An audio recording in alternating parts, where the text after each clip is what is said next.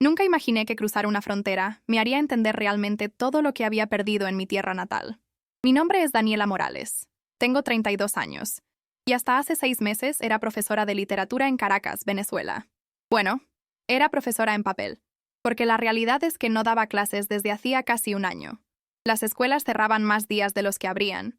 Los estudiantes dejaron de asistir porque sus familias no tenían cómo alimentarlos. Y mi salario mensual apenas alcanzaba para comprar 2 kilos de arroz. Vivía con mi madre, Gladys, en un apartamento del centro de la ciudad que alguna vez fue hermoso, con sus techos altos y sus ventanas grandes que dejaban entrar la luz de la mañana. Pero el edificio se había convertido en una sombra de lo que fue, con pasillos oscuros porque no había bombillas, escaleras agrietadas que nadie reparaba, y un ascensor que llevaba 5 años sin funcionar. Mi madre tenía 68 años y subir 4 pisos todos los días se había vuelto una tortura para sus rodillas hinchadas. Cada noche, cuando la veía llegar sin aliento después de las escaleras, con las bolsas del mercado prácticamente vacías porque no conseguía nada, sentía que algo dentro de mí se rompía un poco más. Ella había sido contadora en una empresa importante, una mujer elegante que usaba tacones y llevaba su cabello perfectamente peinado. Ahora la veía con el cabello blanco despeinado, usando la misma ropa, gastada desde hacía años, con las manos temblorosas cada vez que escuchábamos ruidos extraños en la calle. Los apagones eran constantes, a veces duraban 3 días seguidos, y todo lo que teníamos en la nevera se perdía. Aprendí a cocinar con lo poco que había, a inventar recetas con yuca y plátanos cuando no encontrábamos otra cosa. Pero lo peor no era el hambre, aunque suene extraño decirlo. Lo peor era el miedo permanente. Salir a la calle se había vuelto una ruleta rusa. Cada esquina podía ser peligrosa. Cada moto que se acercaba podía ser un ladrón. Perdí la cuenta de cuántas veces nos robaron el teléfono, la cartera, lo poco que llevábamos encima. A mi vecina del segundo piso la asaltaron dentro del edificio, en pleno mediodía, y nadie hizo nada porque todos teníamos miedo de convertirnos en la siguiente víctima. La decisión de irme no fue repentina. Fue el resultado de 1000 pequeñas derrotas acumuladas. Fue despertarme una mañana y darme cuenta de que llevaba 3 semanas sin poder comprar un simple champú. Fue ver a mi madre llorando en la cocina porque no había conseguido los medicamentos para su presión arterial y sabíamos que en las farmacias llevaban meses sin recibirlos. Fue recibir la noticia de que mi prima Andrea, que era médico, había muerto en un hospital porque no había los insumos básicos para atenderla después de un accidente de tránsito. Fue entender que no teníamos futuro allí, que cada día era sobrevivir y nada más. México apareció en mi vida casi por casualidad. Una amiga de la universidad, Carolina, se había mudado a Guadalajara 2 años antes, y de vez en cuando me escribía contándome su vida. Al principio yo pensaba que exageraba, que embellecía las cosas para no preocuparse o para presumir. Me hablaba de supermercados llenos, de caminar tranquila por las calles, de hospitales que funcionaban, de poder planear su vida. Un día me envió una foto en un parque, sonriendo, con su hija de 5 años, en los columpios. La niña se veía sana, feliz, bien alimentada. Y yo recordé a los niños de mi antiguo colegio, con sus uniformes raídos, sus caras demacradas, sus ojos sin brillo. Ese día tomé la decisión. Le dije a mi madre que nos íbamos, que no importaba cómo, pero que encontraríamos la manera de llegar a México. Ella primero se resistió, como era de esperarse.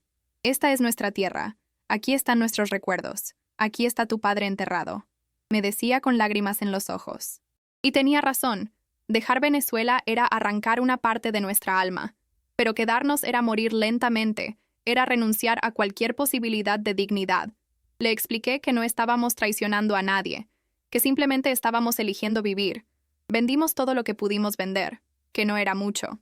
Los muebles del apartamento, algunos libros viejos, las pocas joyas que mi madre había guardado de tiempos mejores. Conseguimos el dinero suficiente para los pasajes de autobús que nos llevarían a través de Colombia, Ecuador, Perú y finalmente hasta la frontera sur de México. Sería un viaje de casi 3 semanas, cruzando países enteros en buses destartalados, durmiendo en terminales, comiendo lo mínimo para que el dinero alcanzara. Pero era nuestra única opción.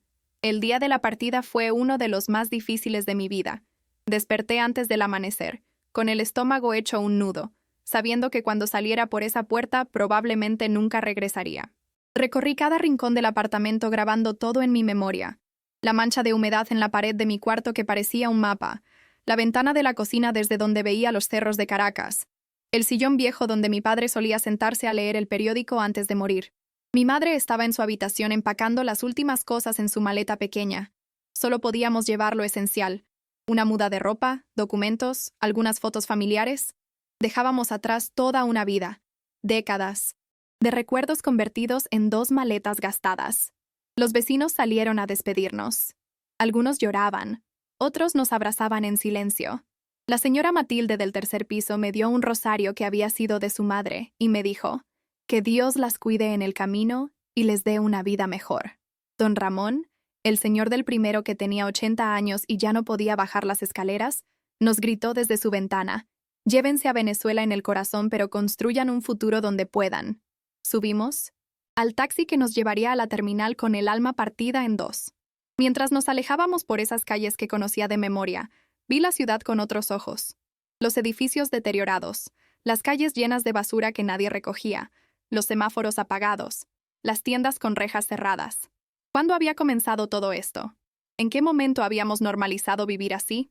Recordaba mi infancia en los años 90, cuando Caracas era una ciudad vibrante, llena de vida y posibilidades. Mi padre me llevaba los domingos al Parque del Este y comíamos helado en las heladerías italianas que había en cada esquina. Las calles estaban limpias, los parques cuidados, la gente caminaba sin miedo. ¿Dónde había quedado todo eso? El viaje fue agotador en formas que nunca imaginé. Los autobuses se detenían en cada pueblo, el calor era insoportable, los baños en las estaciones estaban sucios o directamente no funcionaban. Mi madre aguantaba sin quejarse, pero yo veía el cansancio en su rostro, las ojeras que se hacían cada vez más profundas, la forma en que se aferraba a su cartera como si fuera lo único que la mantenía conectada a la realidad. En Colombia nos trataron con amabilidad, la gente entendía por qué viajábamos. En Ecuador conocimos a otras familias venezolanas que iban en la misma dirección, todos con la misma mirada de esperanza mezclada con tristeza. Compartíamos historias en las terminales durante las esperas eternas.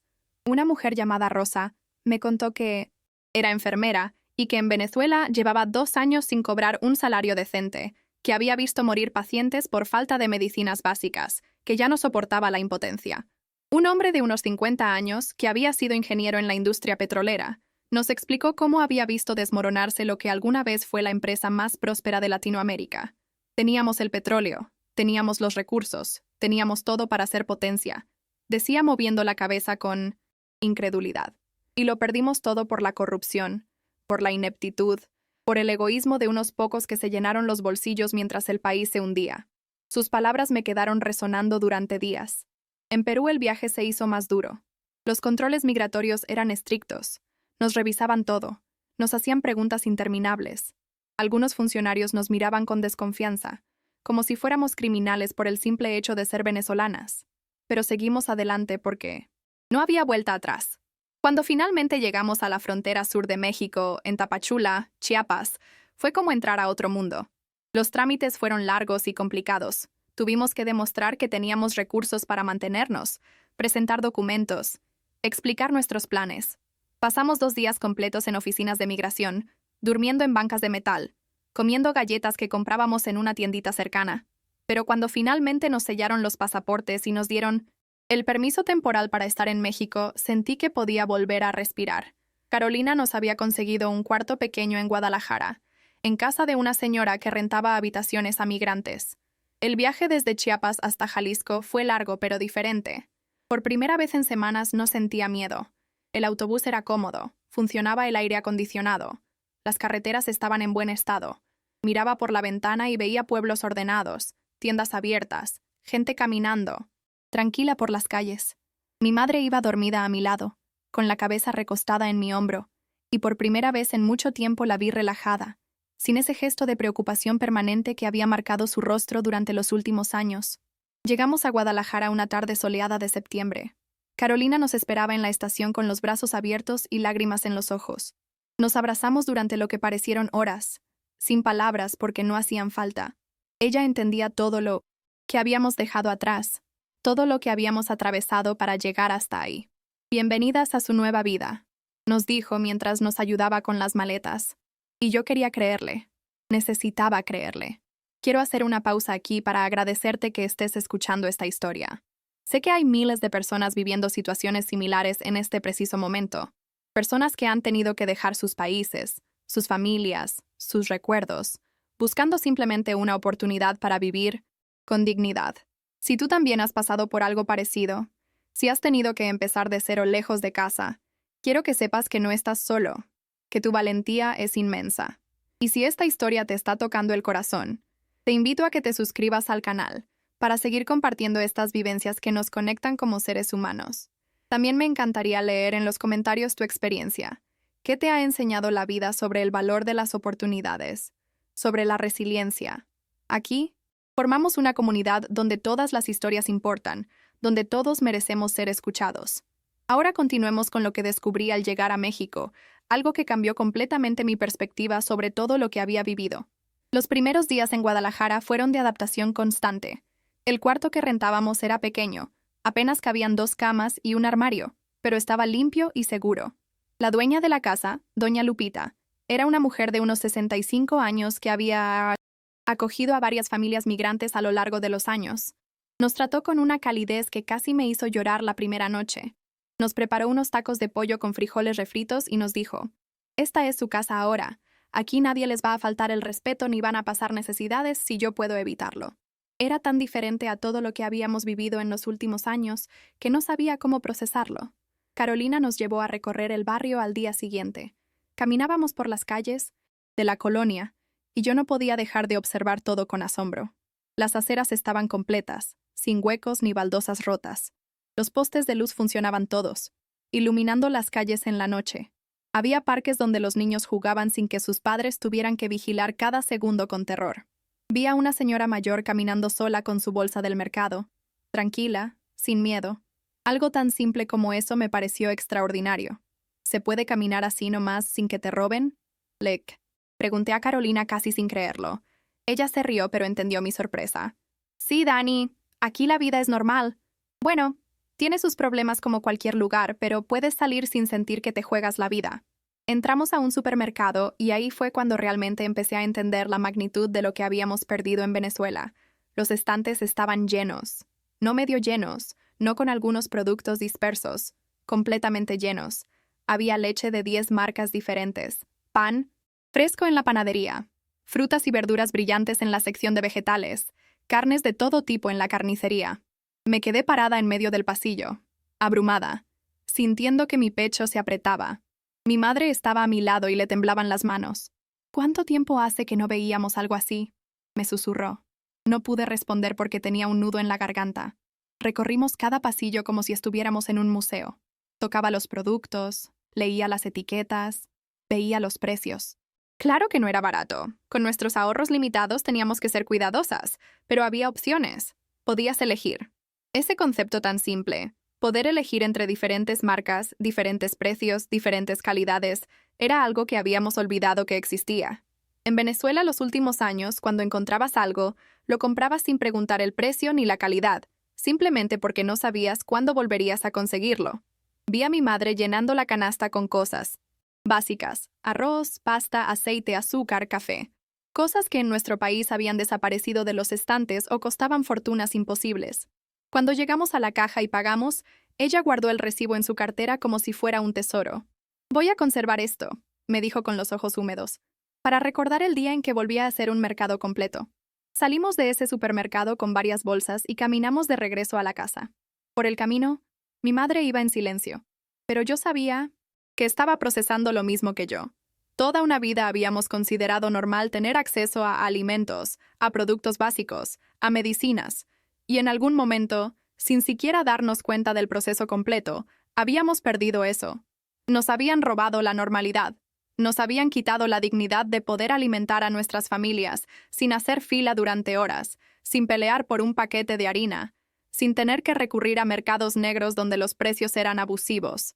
Carolina nos llevó también a conocer el centro de salud del barrio. «Si necesitan atención médica, aquí pueden venir», nos explicó. Entramos y había una sala de espera limpia, con sillas suficientes, revistas en las mesas, un dispensador de agua funcionando. Una enfermera nos atendió amablemente. Nos explicó que si teníamos documentos migratorios en regla, podíamos acceder a servicios básicos de salud. Le pregunté por los medicamentos para la presión de mi madre, y me dijo que los tenían disponibles, que podíamos conseguirlos ahí mismo en la farmacia del centro o en cualquier farmacia de la ciudad. Mi madre me apretó la mano con fuerza.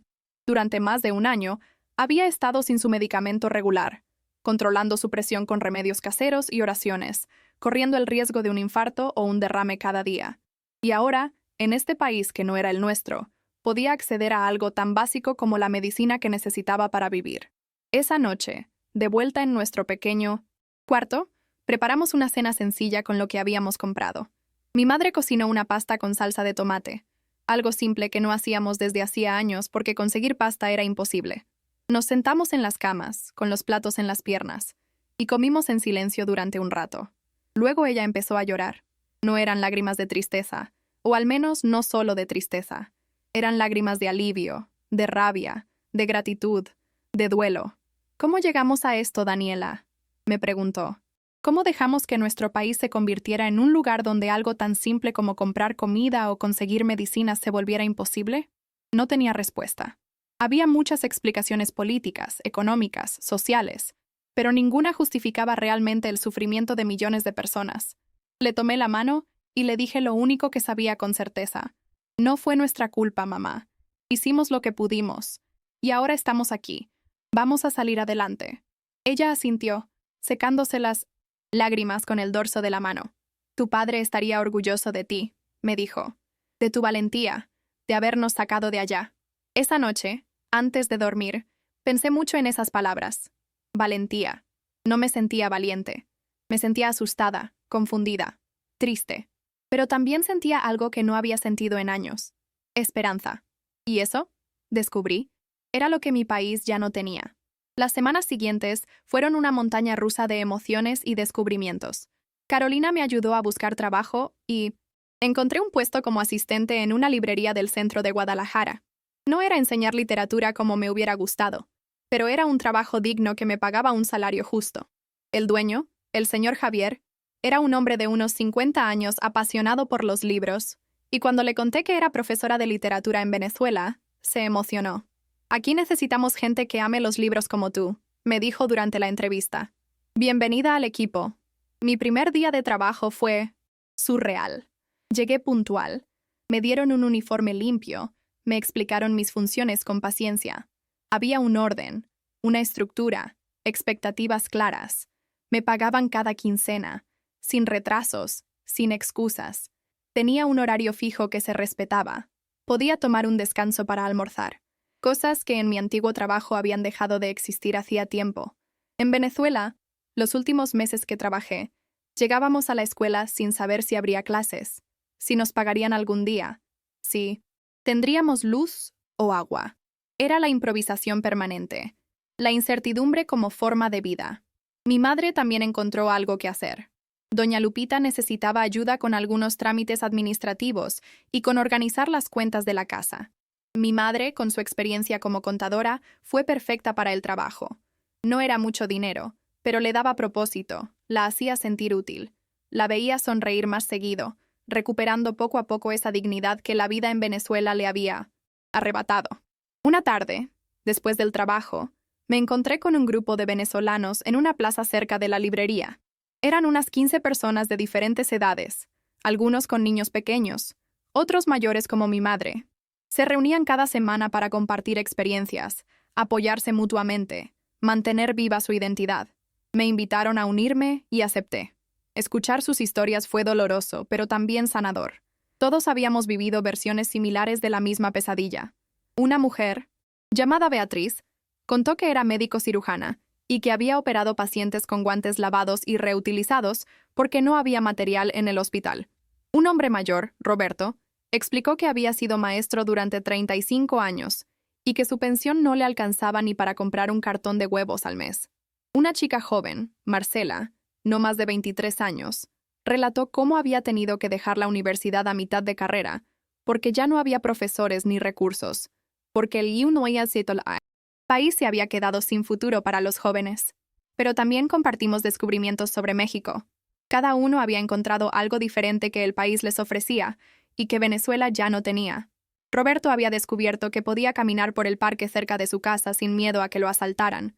que podía sentarse en una banca a leer el periódico como hacía décadas atrás cuando todo era normal. Beatriz había conseguido trabajo en una clínica y lloraba de emoción al contar que tenía todos los insumos necesarios para atender pacientes, que podía ejercer su profesión con dignidad otra vez.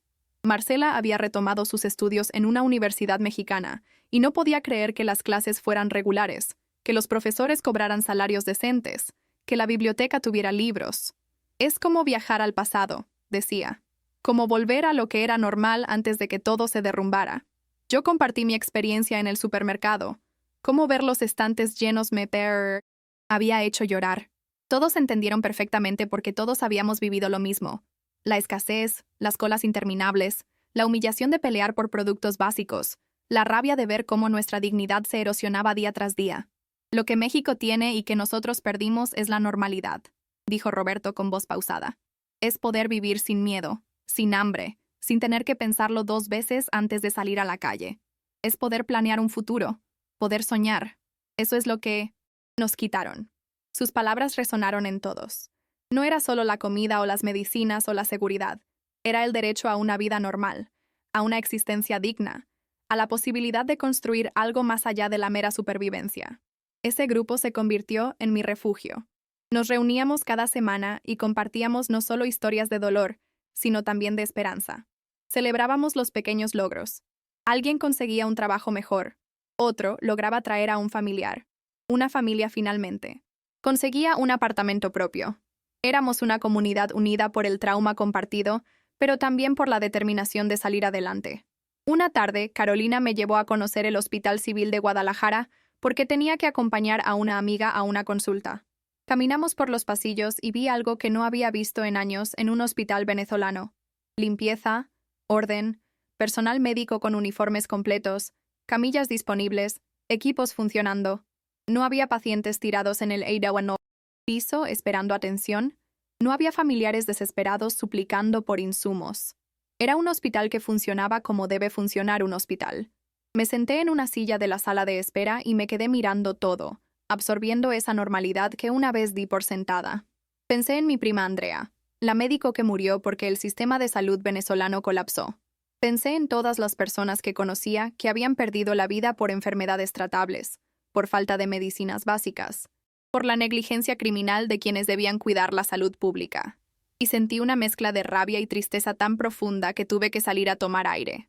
Carolina me encontró afuera, llorando en silencio. No preguntó nada, solo me abrazó. Ella también lo entendía. Ese dolor de saber que tu país pudo ser diferente, que millones de vidas pudieron salvarse, que tanto sufrimiento era evitable. México no es perfecto, me dijo Carolina después de un rato. Tiene sus problemas, su corrupción, su violencia en algunas zonas, pero tiene instituciones que funcionan, tiene un Estado que, con todas sus fallas, provee servicios básicos a su gente, tiene lo mínimo necesario para que la vida sea posible, y eso es lo que Venezuela perdió. Tenía razón. No era que México fuera un paraíso, era que Venezuela se había convertido en un infierno. Los meses pasaron y mi vida en Guadalajara empezó a tomar forma. El señor Javier, viendo mi pasión por la literatura, me permitió organizar un pequeño club de lectura en la librería los sábados por la tarde.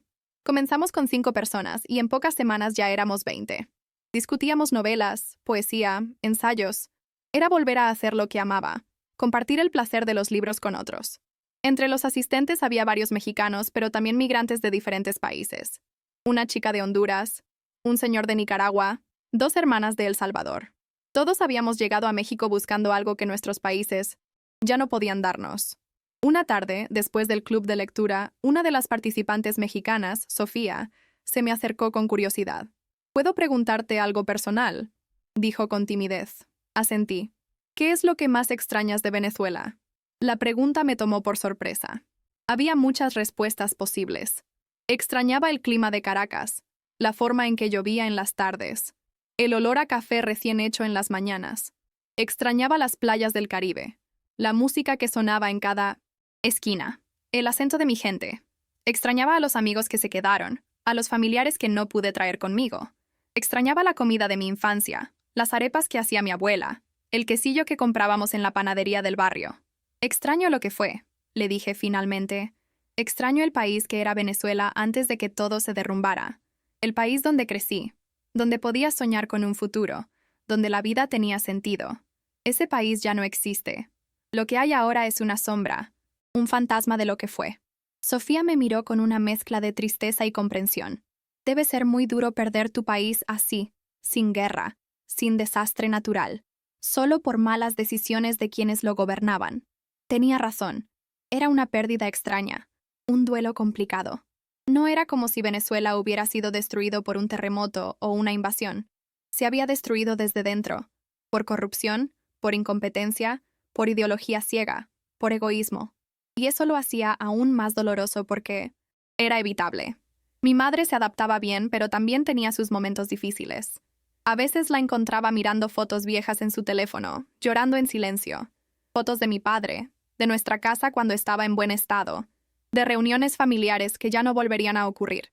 No sé si hicimos bien en irnos, me decía en esos momentos de vulnerabilidad. Siento que traicionamos nuestra tierra, que abandonamos todo. Yo le tomaba las manos y le recordaba por qué nos fuimos. Le recordaba los días sin comida, las noches sin luz, el miedo permanente, la falta de medicinas, la ausencia total de futuro. No traicionamos a Venezuela, mamá, le decía. Venezuela nos traicionó a nosotros. Nos quitó la posibilidad de vivir con dignidad. Quedarnos hubiera sido renunciar a la vida. Un día, navegando en Internet, encontré un artículo sobre la diáspora venezolana. Decía que más de 7 millones de venezolanos habían dejado el país en los últimos 10 años. 7 millones. Era casi la cuarta parte de la población. Familias enteras dispersadas por todo el continente y el mundo. Profesionales brillantes trabajando en lo que fuera para sobrevivir. Niños creciendo lejos de sus abuelos.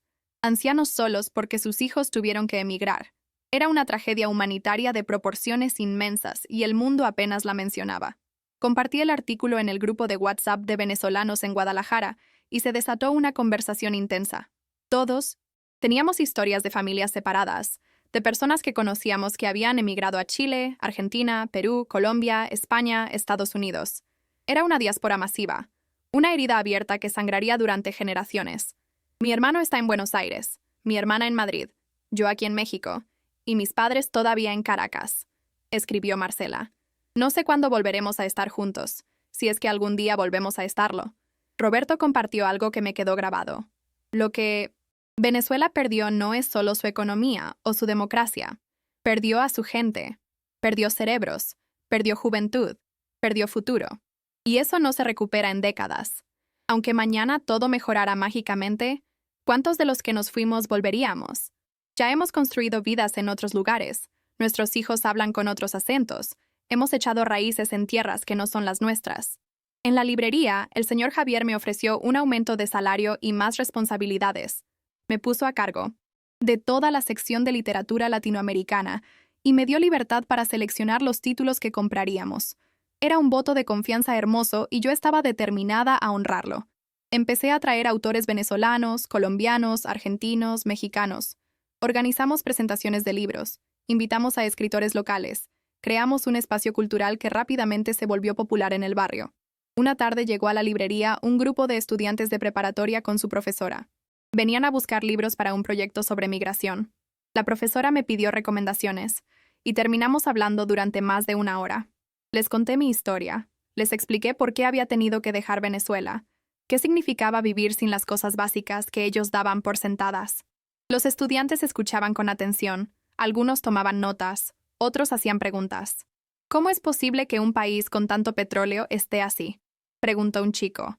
¿Por qué el petróleo no es suficiente si no hay instituciones fuertes, si no hay respeto por la ley, si no hay libertad? Le expliqué. Venezuela tenía todo para ser rico, pero la corrupción y la mala gestión lo destruyeron todo.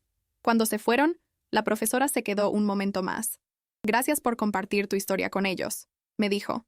Es importante que entiendan que la democracia y las instituciones no son automáticas, que hay que cuidarlas, defenderlas, que cuando se pierden, las consecuencias son devastadoras. Tenía toda la razón. México no era perfecto, pero tenía algo fundamental que Venezuela había perdido. Instituciones que funcionaban, un marco legal que se respetaba más o menos, servicios públicos que existían. Y eso hacía toda la diferencia entre poder vivir o simplemente sobrevivir. Llegamos a un punto muy especial de esta historia y quiero detenerme un momento para conectar contigo de corazón. Si has llegado hasta aquí, sé que esta narrativa te ha tocado de alguna manera. Tal vez porque has vivido algo similar. Tal vez porque conoces a alguien que ha tenido que emigrar. O simplemente porque tu empatía te permite sentir el dolor y la esperanza de quienes buscamos una vida mejor lejos de casa. Este canal existe precisamente para eso, para crear un espacio donde todas las voces importan, donde todas las historias merecen ser contadas y escuchadas. Me encantaría que compartieras en los comentarios. ¿Qué es lo que más valoras de tu país? ¿Qué crees que nunca deberíamos dar por sentado? ¿Has tenido que dejar tu tierra alguna vez? Tus palabras, tus experiencias, enriquecen esta comunidad que estamos construyendo juntos. Y si conoces a alguien que esté pasando por una situación de migración o que pueda identificarse con esta historia, comparte este video con esa persona. A veces, saber que no estamos solos hace toda la diferencia. También quiero invitarte a que me cuentes en los comentarios qué otros temas te gustaría que abordáramos en el canal. Este es un espacio para todos, y tus sugerencias son siempre bienvenidas. Ahora sí, vamos al desenlace de esta historia que todavía tiene mucho que compartir contigo. Han pasado 2 años desde que llegué a México, y mi vida es completamente diferente ahora. Mi madre y yo nos mudamos a un departamento pequeño pero propio en una colonia tranquila. No es grande ni lujoso, pero es nuestro. Tiene 2 habitaciones, una cocina donde ella puede cocinar sin miedo a que se vaya la luz en medio de la preparación, un baño con agua caliente constante. Suena tan simple, pero para nosotras es un lujo que todavía nos cuesta creer. La librería se ha convertido en mi segundo hogar. El señor Javier me hizo socia minoritaria del negocio hace 6 meses, reconociendo todo el trabajo que he puesto en hacer crecer el espacio cultural. Ahora, además de vender libros, organizamos talleres de escritura, recitales de poesía, encuentros con autores. Se ha vuelto un punto de reunión para la comunidad cultural de Guadalajara, y me llena de orgullo ver cómo algo que empezó tan pequeño ha crecido tanto. Mi madre trabaja ahora como contadora independiente para varios negocios pequeños del barrio. Recuperó su profesionalismo, volvió a usar esa ropa elegante que guardaba en el armario, se pintó el cabello y recuperó su sonrisa. A veces la veo trabajar en su computadora, concentrada, y me cuesta creer que es la misma mujer que hace 2 años subía 4 pisos sin aliento, con las manos temblorosas, viviendo en miedo permanente. México le devolvió su dignidad, su propósito, su vida. El grupo de venezolanos sigue reuniéndose cada semana. Hemos visto a personas irse a otros estados, a otros países. Hemos visto a otros llegar recién emigrados, con la misma mirada perdida que teníamos nosotros al principio. Los recibimos, los aconsejamos, compartimos recursos, contactos, esperanza. Es nuestra forma de devolver un poco de todo lo que México nos ha dado. Una tarde recibí un mensaje de mi amiga Carolina. Me pedía que la acompañara a un evento en la universidad donde estudiaba su hija. Era una mesa redonda sobre migración y derechos humanos, y querían testimonios de personas que hubieran vivido la experiencia. Acepté nerviosa. No estaba acostumbrada a hablar en público sobre mi historia de esa manera. Cuando llegué al auditorio, había unas 200 personas, en su mayoría estudiantes jóvenes. Compartí el panel con un migrante hondureño, una refugiada salvadoreña y una activista mexicana que trabajaba en defensa de los derechos de migrantes. Cuando me tocó hablar, conté mi historia sin filtros. Hablé de Venezuela, de lo que fue y de lo que se convirtió. Hablé del miedo, del hambre, de la desesperanza, pero también hablé de la llegada a México, del supermercado lleno que me hizo llorar, del hospital que funcionaba, de poder conseguir las medicinas para mi madre. Hablé de la normalidad como el bien más preciado que un país puede ofrecer a sus ciudadanos. Lo que México tiene y que mi país perdió no es riqueza extraordinaria ni perfección, dije mirando a la audiencia. Es algo mucho más básico pero fundamental. Es la posibilidad de vivir con dignidad. Es saber que si te enfermas puedes ir a un hospital y te atenderán. Es poder comprar comida sin hacer filas de horas. Es caminar por la calle sin terror a que te asalten en cualquier momento. Es poder planear tu vida más allá del día a día, poder soñar con un futuro. Eso es lo que mi país ya no tiene y lo que encontré aquí. Cuando terminé de hablar había silencio en el auditorio. Luego empezaron los aplausos, largos, genuinos.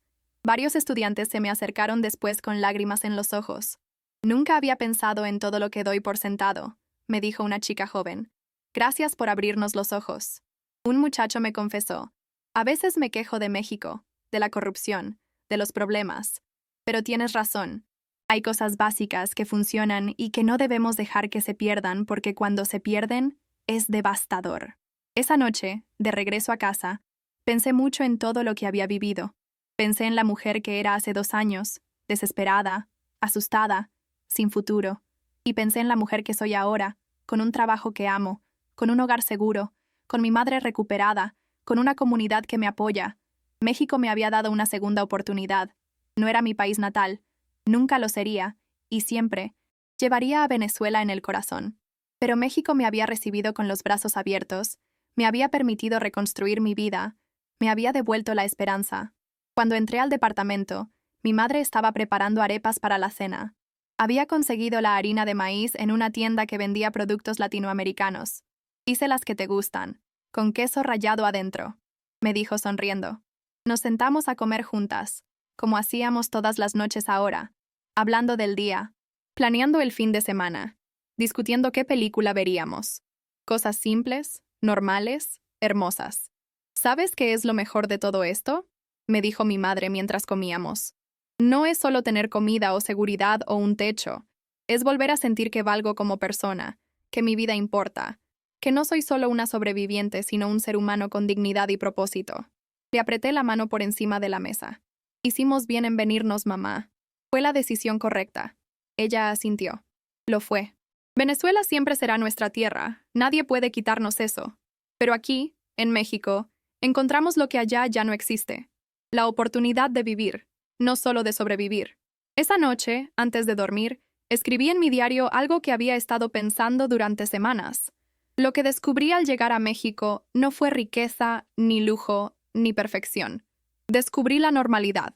Descubrí que poder vivir sin miedo, poder acceder a servicios básicos, poder planear tu vida, son privilegios que millones de personas en el mundo no tienen.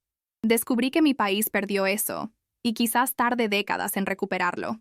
Descubrí que la democracia, las instituciones, el Estado de Derecho, no son cosas abstractas, sino la diferencia entre poder vivir con dignidad o tener que huir de tu tierra.